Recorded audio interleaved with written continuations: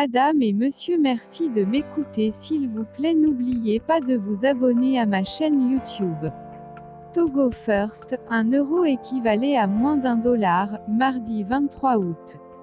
Ce seuil jamais atteint depuis la mise en circulation de la monnaie unique européenne à laquelle est arrimé le CFA, la monnaie que le Togo partage avec une dizaine d'autres pays d'Afrique de l'Ouest et du Centre, jette un coup de froid sur l'économie de ces pays. En ligne de mire, les importations et le remboursement de la dette extérieure sur un continent où la compétitivité des exportations est encore loin du compte. Des importations plus chères. Pour les pays africains qui doivent faire face à une crise inflationniste massivement importée en raison d'abord de la crise sanitaire liée à la Covid-19, puis accentuée par la crise entre la Russie et l'Ukraine, c'est une double mauvaise nouvelle.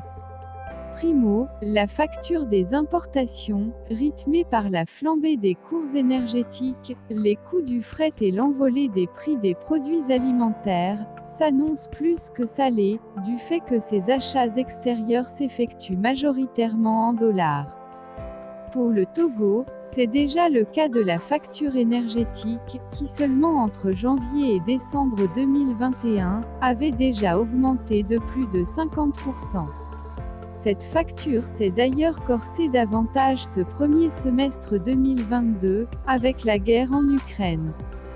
Pression limitée sur le service de la dette. Mais une autre pression ambiante pointe à l'horizon. Alors que la dette africaine est déjà sur la sellette ces dernières années, l'affaiblissement de l'euro auquel est arrimé le CFA, en parité, pour les pays de la zone franc, pourrait engendrer des conséquences destructrices pour les pays africains.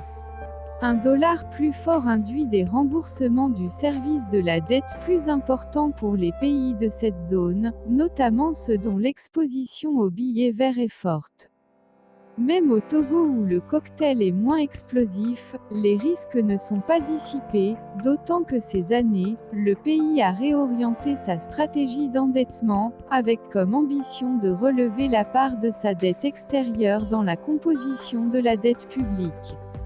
De 2018 à mars 2022, la dette extérieure est ainsi passée de 600 milliards à 1064 milliards FCFA, soit une augmentation de 77%. Qu'à cela ne tienne, du côté de Lomé, les craintes suscitées par la chute de la monnaie européenne, et par ricochet du CFA, sont tempérées. On semble beaucoup plus serein face au « impact limité » que pourrait avoir cette situation. Au vu de la composition de l'encours, la dette publique est moins exposée au risque de taux de change.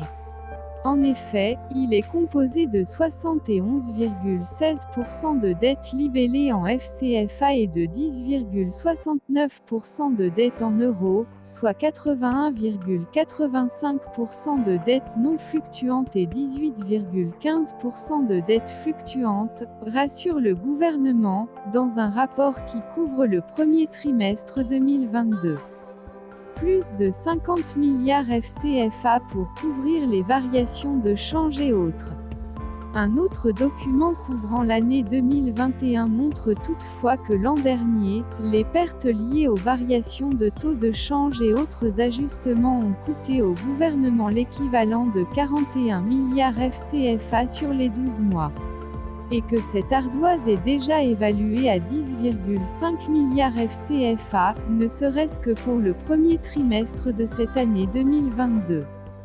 Des écarts enregistrés essentiellement sur les opérations libellées en renminbi chinois et en dollars américains. Ce qui pousse d'ailleurs l'exécutif togolais à reconnaître que le portefeuille de la dette extérieure, 35,53% de la dette totale, est tout de même influencé par les fluctuations de certaines devises majeures dont les proportions sont 18,19% pour le dollar US et 16,32% pour le yuan renminbi, CNY.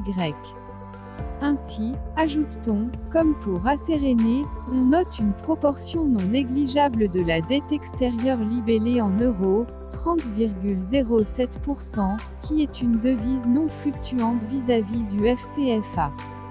La chute continue de l'euro depuis le début de la crise russo-ukraine et ses retombées sur l'Afrique ont, ces dernières semaines, remis sur la table les grands débats sur la souveraineté monétaire dans une zone franc, frappée de plein fouet par la flambée des prix des produits alimentaires, et plus que jamais à la recherche d'un nouveau souffle.